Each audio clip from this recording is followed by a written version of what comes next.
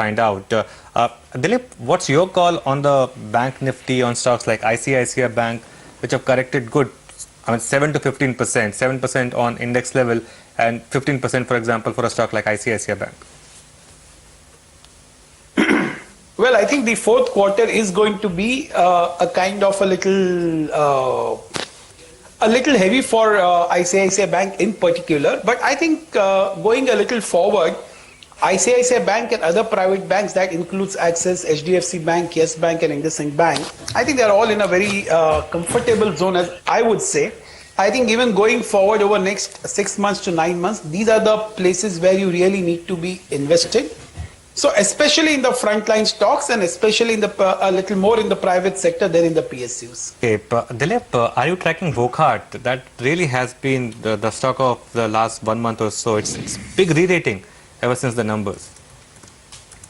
Unfortunately, no, not really. We are not tracking that stock too very closely. But I think they have made right kind of noises. They have got the right approvals. I think even the alert which was there from the US is now has taken a backseat because of the steps taken by the company. And I think they're still promising something like a 25-30% growth at the bottom line. And I think among the peers, probably on a prospective basis, it still appears to be reasonable. But I haven't done any detailed analysis of this company. Okay, Anand, what's the sense about what's happening in the pharma stocks? It's not just Wockhardt, all the index stocks trading way above 30 times. You've seen a lot of mid-caps rally, and anything with pharma in it is now rising. Well, yes, I think, that is, one, there is an earnings growth which is visible and sustained. Many of the companies have actually done quite well.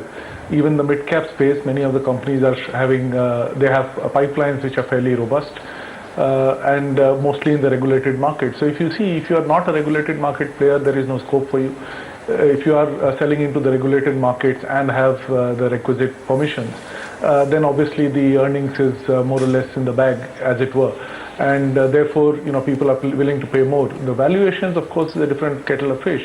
But, relative to, let's say, where FMCG is, pharma growth is both higher and valuations are cheaper. And with the same kind of sustained earnings and the ROEs being quite high.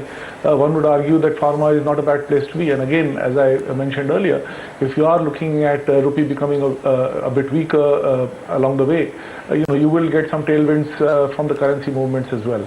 So, I think the pharma story will continue for a little longer at least. What do you do with metals, Anand? Like, for instance, stocks like Hindalco, Sesa down 12 to 15% from, the market highs, or rather the high of early March. These are stocks or a sector that has performed very poorly through the course of this calendar year so far. I don't track metals very closely, so I can't really comment on it other than the fact that till you don't have a general economic growth, there is no particular reason why commodities should be moving up in particular metals. Because if anything is directly linked to industrial activity, it will be metals. And China is not being very strong as well. So I don't see that that's a place one should be wasting too much time on anyway. Would you say cement? Would you put cement in the same bucket, or that's slightly different? Well, cement obviously is a more domestic story, much more regional, so therefore there are no import issues. And secondly, it is a story of Atal being very successful. So while the capacity utilization falls to about the lowest that it has been in many years, the margins are still very attractive. So theoretically, at least, if capacity utilization picks up from here and the cement majors are able to keep the prices where they are, you could get explosive growth. But I think valuations there are stretched as well. Clearly not the same kind of story as metals, which are a global commodity.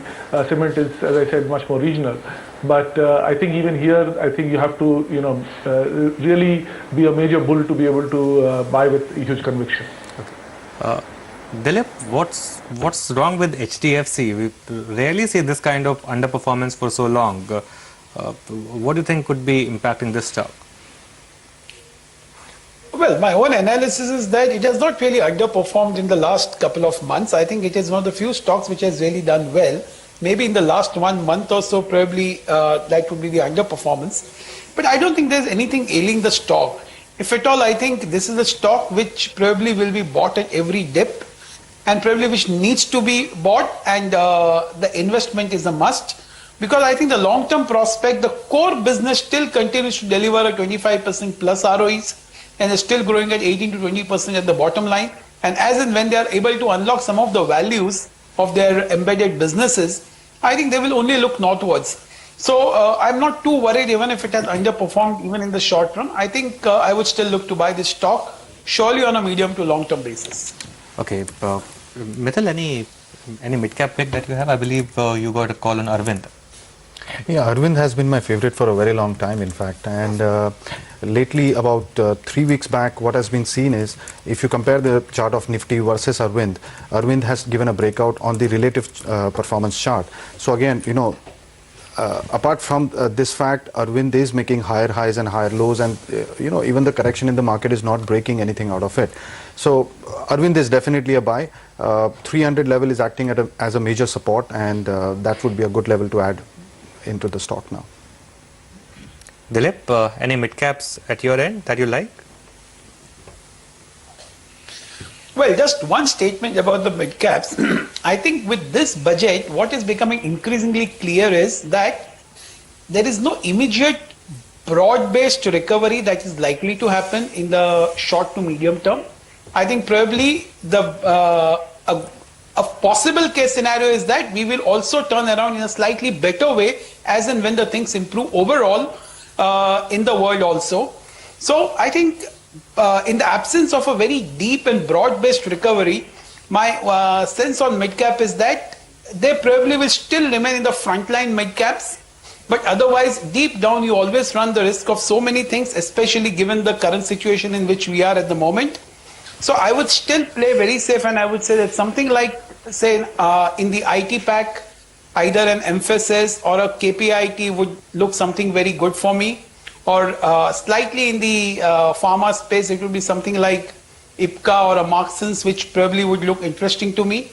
Or slightly down the line, say probably an Exide in the auto ancillary space would look good. So I would be a little more frontline even in the mid caps within that space. All right, we've got about less a clue on what you would do in the days to come in this market if the expectation is that we're going to see at least the headline indices move just lower from here onwards. Well, I think overall the volatility in the coming days may go up, but as what I say, the broad channel is upwards. I think the optimism far outweighs or outstrips the kind of the reality which is there at the moment. So I think that probably will continue for some more time to come. So for me, this market for at least next 1.5 to 2 years would remain a buy on dip markets. So a little correction, a little more correction would only prompt me to think about buying further. And as what I would say, it would largely be, I think, the frontline stocks. And I think even if the headline indices would come down, I think I wouldn't be too worried about that. Okay. Dilip, thank you so much for joining us.